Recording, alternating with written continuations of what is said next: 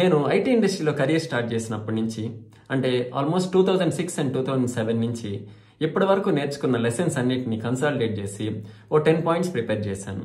See if it makes sense for you. Number 1, HRs are not there to protect you, they are there to protect the company. ఒకవేళ మీరు చేస్తున్న పని లేదా మీ యొక్క argument morally correct అయినా కానీ దానివల్ల కంపెనీకి ఏదైనా నష్టం జరుగుతుంది అంటే కంపెనీకి అగెనిస్ట్గా మిమ్మల్ని సపోర్ట్ చేస్తూ ఆర్ మిమ్మల్ని ప్రొటెక్ట్ చేస్తూ ఏ హెచ్ఆర్ బిహేవ్ చేయరు. ఒకవేళ అలా ఎవరైనా చేస్తే ఆ హెచ్ఆర్ జాబ్లోని తీసేస్తారు. Number 2, document everything, every damn thing.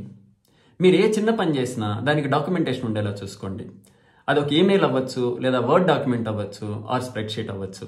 ఆఖరికి టైం షీట్ ఫిల్ చేయడానికి నేను 15 మినిట్స్ స్పెండ్ చేశాను, ఇది కూడా డాక్యుమెంట్ చేయండి.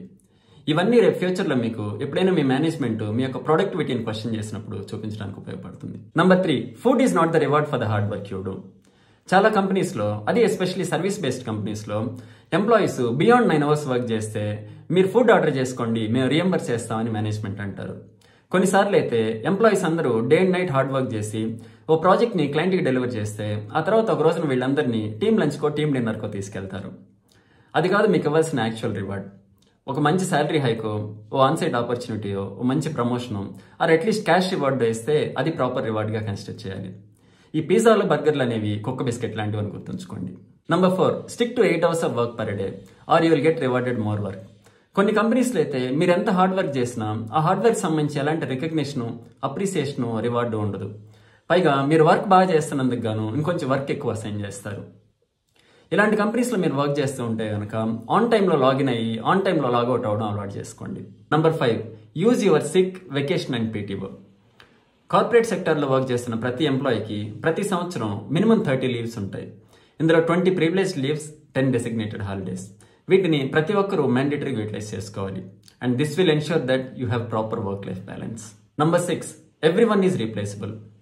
కొంతమంది అనుకుంటారు ప్రాజెక్ట్లో మా పైన ఫుల్ డిపెండెన్సీ ఉంది, సో కంపెనీ ఒకవేళ నన్ను తీసేయాలనుకున్నా తీసేయలేదు అనుకుంటారు. That's wrong.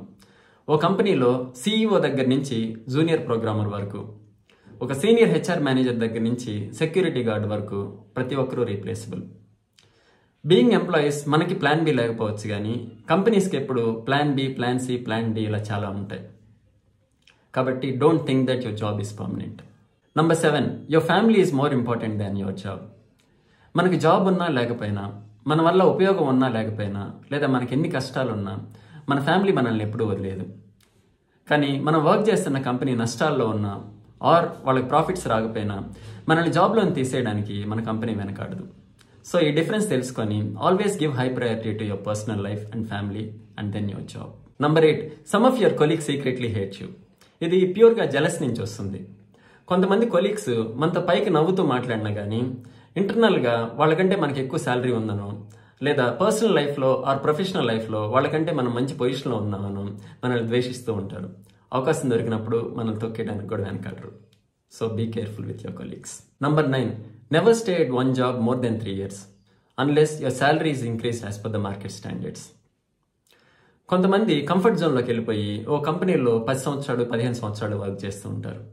రేపు ఎప్పుడైనా అదే కంపెనీలో ఏదైనా ఫైనాన్షియల్ క్రైసిస్ వచ్చి లే ఆఫ్స్ లాంటివి చేయాల్సిన పరిస్థితి వచ్చినప్పుడు అందరితో పాటు వాళ్ళని జాబ్లోని తీసేస్తారు.